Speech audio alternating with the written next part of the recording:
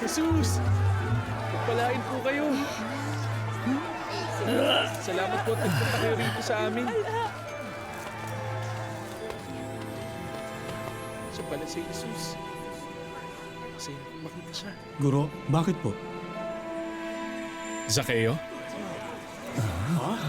Tinatawag na si Zaccheo. Tinawag din si Zaccheo. Bumaba ka riyan ngayon din dahil kailangan kong tumuloy ngayon sa bahay mo. Bakit sa bahay niya? Kailangan may magsabi sa kanya na maniningil ng buwis si Zaccheo. Yung ginagawa niya. Makasalanan at magnanakaw. Kasalanan yan. Dadaya yan sa buwis. Eto, napakarami natin pagkain.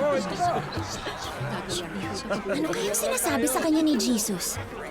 Sige. Minum na kayo dyan ang uminom. Totoo yun. Ako nang bahala sa'yo. Huwag ka mag-alala. O, ito. Buwis mo. Ako nang bahala dyan. Makinig kayo.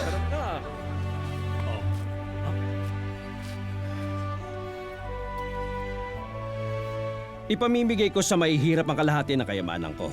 At kung ako'y may nadayang sino man, isasauli ko ito sa kanya ng makaapat na beses. Ting balita ba yan? Wow!